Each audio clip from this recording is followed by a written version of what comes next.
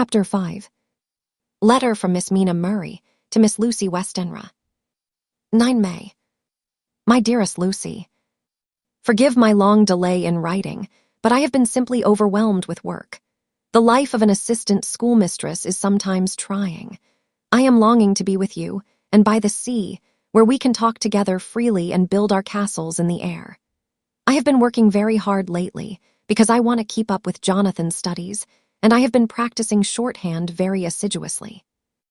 When we are married, I shall be able to be useful to Jonathan, and if I can stenograph well enough, I can take down what he wants to say in this way and write it out for him on the typewriter, at which also I am practicing very hard. He and I sometimes write letters in shorthand, and he is keeping a stenographic journal of his travels abroad. When I am with you, I shall keep a diary in the same way. I don't mean one of those 2 pages to the week with Sunday squeezed in a corner diaries, but a sort of journal which I can write in whenever I feel inclined. I do not suppose there will be much of interest to other people, but it is not intended for them. I may show it to Jonathan some day if there is in it anything worth sharing, but it is really an exercise book. I shall try to do what I see lady journalists do, interviewing and writing descriptions and trying to remember conversations. I am told that with a little practice one can remember all that goes on or that one hears said during a day. However, we shall see. I will tell you of my little plans when we meet. I have just had a few hurried lines from Jonathan from Transylvania. He is well and will be returning in about a week. I am longing to hear all his news. It must be so nice to see strange countries. I wonder if Jonathan and I shall ever see them together. There is the 10 o'clock bell ringing. Goodbye. Your loving, Mina. Tell me all the news when you write. You have not told me anything for a long time. I hear rumors, and especially of a tall, handsome, curly-haired man. Letter, Lucy Westenra to Mina Murray. 17 Chatham Street, Wednesday. My dearest Mina, I must say you tax me very unfairly with being a bad correspondent. I wrote to you twice since we parted, and your last letter was only your second. Besides, I have nothing to tell you. There is really nothing to interest you. Town is very pleasant just now, and we go a good deal to picture galleries and for walks and rides in the park.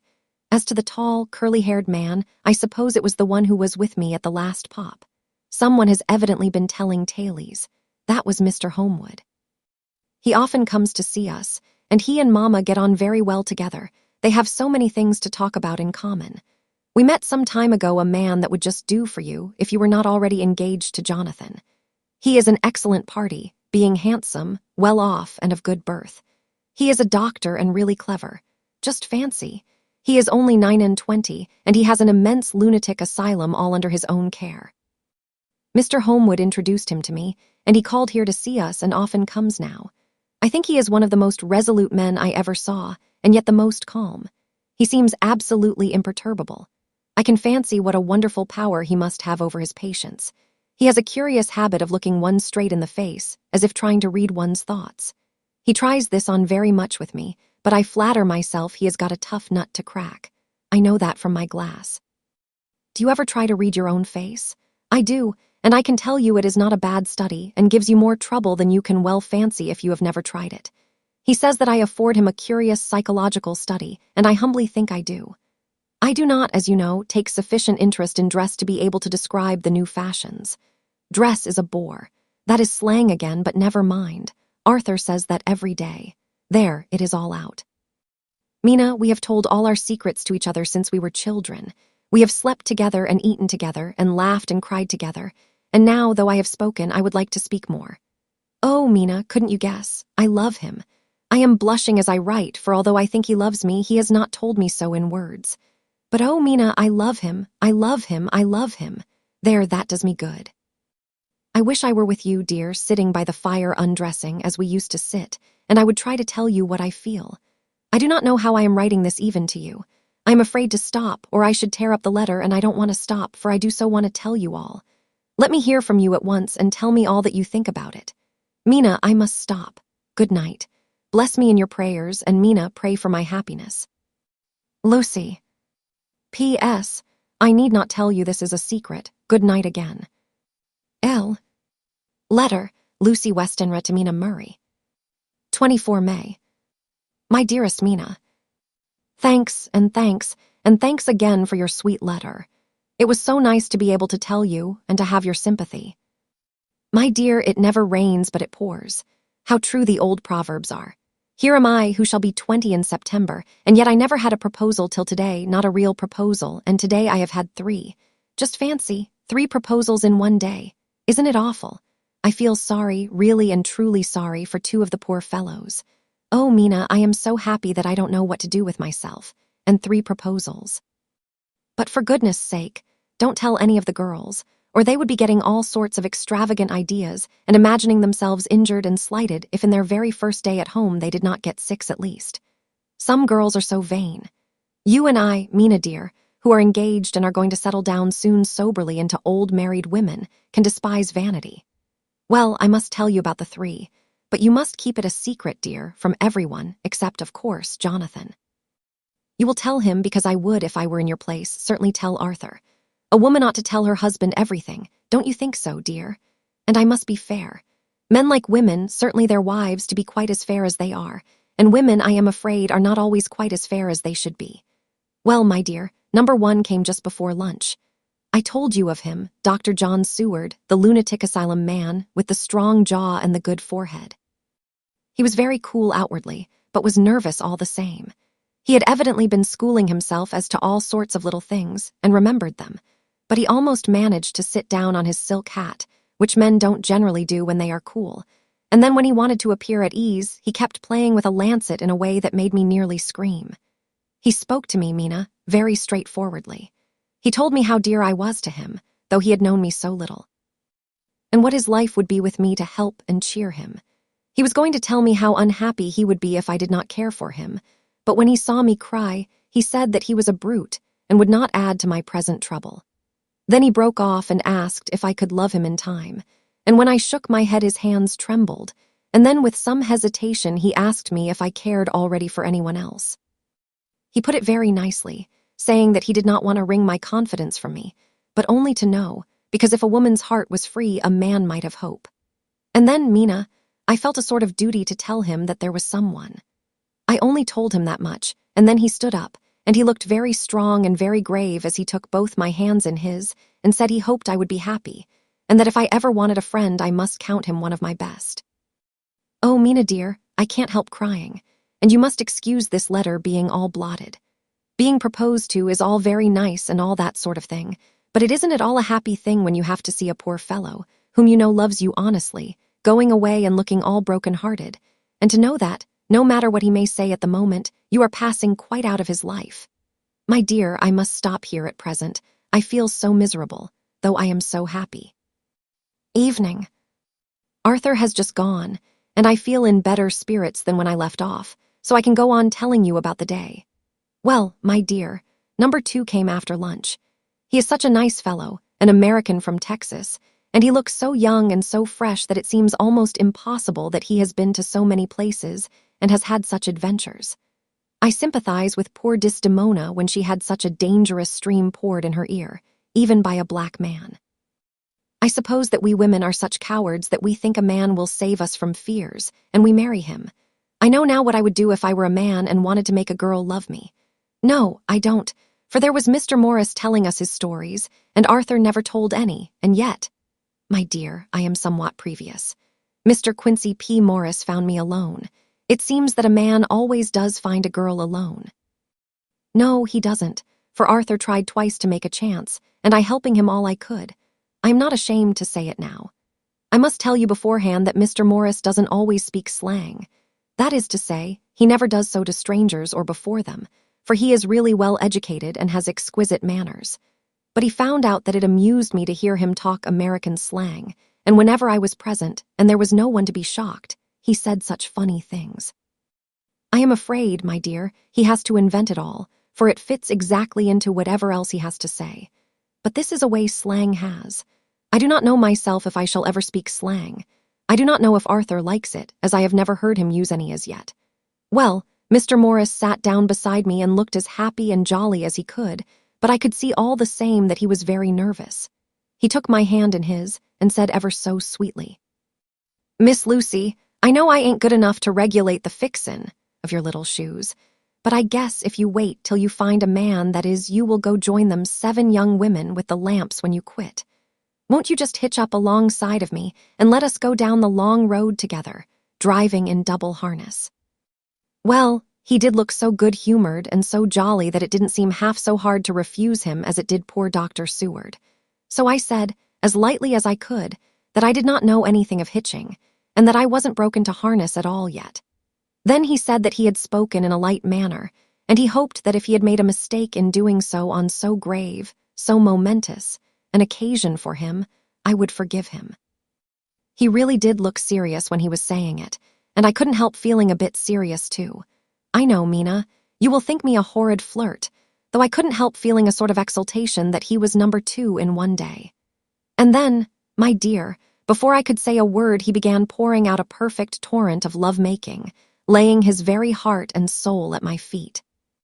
He looked so earnest over it that I shall never again think that a man must be playful always, and never earnest, because he is merry at times. I suppose he saw something in my face which checked him, for he suddenly stopped, and said with a sort of manly fervor that I could have loved him for if I had been free. "Lucy, you are an honest-hearted girl, I know. I should not be here speaking to you as I am now if I did not believe you clean grit, right through to the very depths of your soul. Tell me, like one good fellow to another, is there anyone else that you care for? And if there is, I'll never trouble you a hair's breadth again, but will be, if you will let me, a very faithful friend." My dear Mina, why are men so noble when we women are so little worthy of them? Here was I almost making fun of this great-hearted, true gentleman. I burst into tears. I am afraid, my dear, you will think this a very sloppy letter in more ways than one, and I really felt very badly. Why can't they let a girl marry 3 men, or as many as want her, and save all this trouble? But this is heresy, and I must not say it. I am glad to say that, though I was crying, I was able to look into Mr. Morris's brave eyes, and I told him out straight. Yes, there is someone I love, though he has not told me yet that he even loves me. I was right to speak to him so frankly, for quite a light came into his face, and he put out both his hands and took mine. I think I put them into his, and said in a hearty way, "That's my brave girl. It's better worth being late for a chance of winning you than being in time for any other girl in the world. Don't cry, my dear. If it's for me, I'm a hard nut to crack, and I take it standing up. If that other fellow doesn't know his happiness, well, he'd better look for it soon, or he'll have to deal with me. Little girl, your honesty and pluck have made me a friend, and that's rarer than a lover. It's more unselfish anyhow. My dear, I'm going to have a pretty lonely walk between this and Kingdom Come. Won't you give me one kiss? It'll be something to keep off the darkness now and then. You can, you know, if you like, for that other good fellow. He must be a good fellow, my dear, and a fine fellow, or you could not love him. Hasn't spoken yet." That quite won me, Mina, for it was brave and sweet of him, and noble, too, to a rival, wasn't it? And he's so sad, so I leant over and kissed him. He stood up with my 2 hands in his, and as he looked down into my face, "I am afraid I was blushing very much," he said. "Little girl, I hold your hand, and you've kissed me, and if these things don't make us friends, nothing ever will.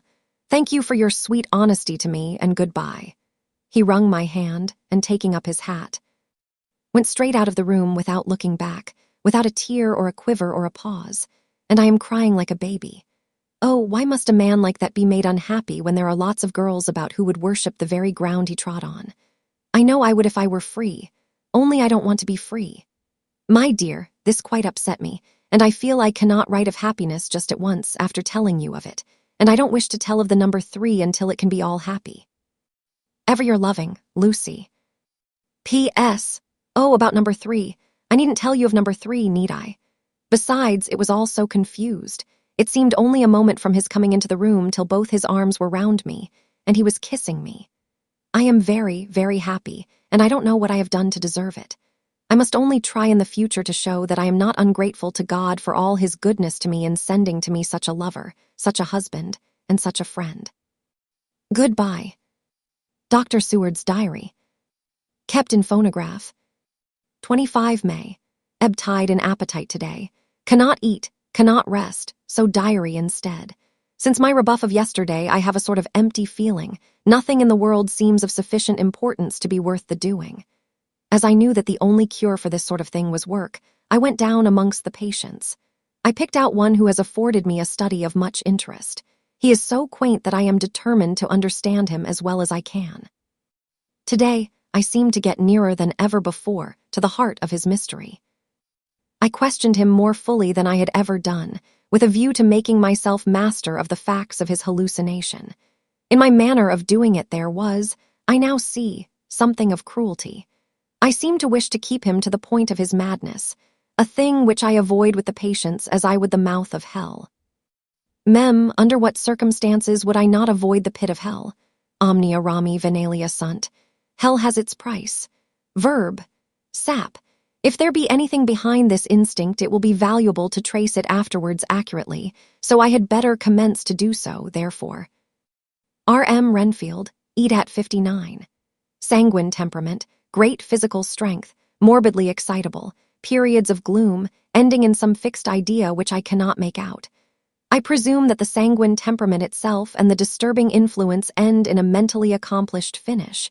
A possibly dangerous man, probably dangerous if unselfish. In selfish men, caution is as secure an armor for their foes as for themselves. What I think of on this point is, when self is the fixed point, the centripetal force is balanced with the centrifugal. When duty, a cause, etc., is the fixed point, the latter force is paramount, and only accident or a series of accidents can balance it. Letter Quincy P. Morris to Hun, Arthur Homewood. 25 May. My dear Art, we've told yarns by the campfire in the prairies, and dressed one another's wounds after trying a landing at the Marquesas, and drunk healths on the shore of Titicaca. There are more yarns to be told, and other wounds to be healed, and another health to be drunk. Won't you let this be at my campfire tomorrow night? I have no hesitation in asking you, as I know a certain lady is engaged to a certain dinner party, and that you are free. There will only be one other, our old pal at the Korea, Jack Seward.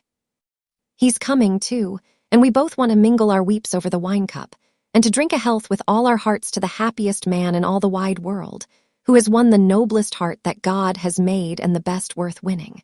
We promise you a hearty welcome, and a loving greeting, and a health as true as your own right hand. We shall both swear to leave you at home if you drink too deep to a certain pair of eyes. Come. Yours, as ever and always, Quincy P. Morris. Telegram from Arthur Homewood to Quincy P. Morris. 26 May. Count me in every time. I bear messages which will make both your ears tingle. Art.